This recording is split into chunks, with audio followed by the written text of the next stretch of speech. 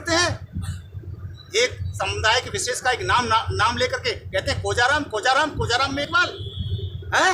एक जाति विशेष को आप राजनीति का शिकार बना रहे हो, न्याय के लिए नहीं, न्याय के लिए नाम उनका नाम नहीं उठा रहे हो कोजाराम मेघवाल का, आप वोट के लिए नाम उठा रहे हो। तुम्हें वोट लेना है तो विधानसभा के चुनाव में जब चुनाव लड़े थे उस समय कोजाराम मेघवाल याद नहीं आया? उस समय क्यों नहीं आया था कोजाराम मेघवाल याद?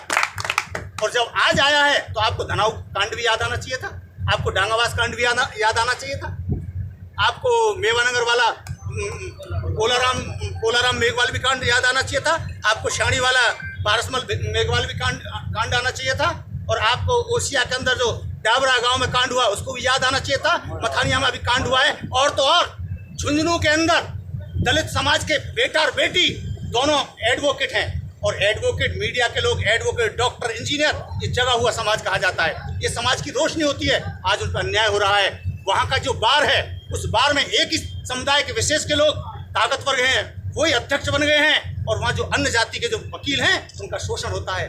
आज दोनों दलित समाज की, रैगर समाज के बेटा बेटी जो दोनों वकील हैं, एडवोकेट धर्मपाल बंसीवाल और एडवोकेट सरोज बंसीवाल, आज उनको बहिष्कृत करने का काम किया जा रहा है। और गोलबंदी की जो उनकी कोई गलती नहीं है, हम तो तुम्हें बाहर से निकालेंगे। क्यों? तो तुम्हारी ताकत है, MP तुम्हारा, MLA तुम्हारा, जिला प्रमुख तुम्हारा, प्रधान तुम्हारा, सत्ता में बैठने वाले लोग आप, मंत्री आप, प्रदेश के अध्यक्ष आप लोग हैं, तो क्या और इन गरीब लोगों को जीने नहीं दोगे?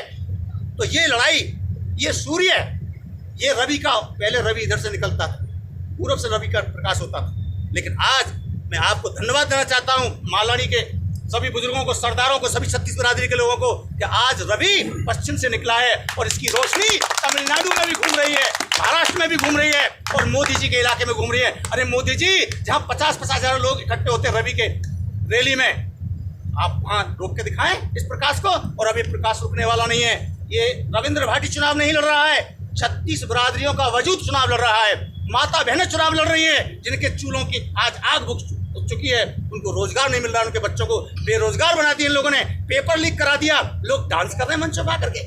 इलेक्शन के टाइम में क्यों डांस कर रहे हैं? कि जब वो सरकार में थे, मंत्री थे, अध्यक्ष थे, पावर में थे, जब पेपर लीक करा रहे थे और भाई भतीजे के लोगों को RPS बना रहे थे, RAS बना रहे थे, डॉक्टर, इंजीनियर बना रहे थे, इसलिए तो वो डांस करने आए थे कि देखो हम तो खूब धन हो गए हैं, लेकिन हमने तुम्हें कंगाल कर दिया है, इसलिए यहाँ डांस कर रहे थे। ये डांस कर है क्या? ये इलेक्शन डांस कर है क्या?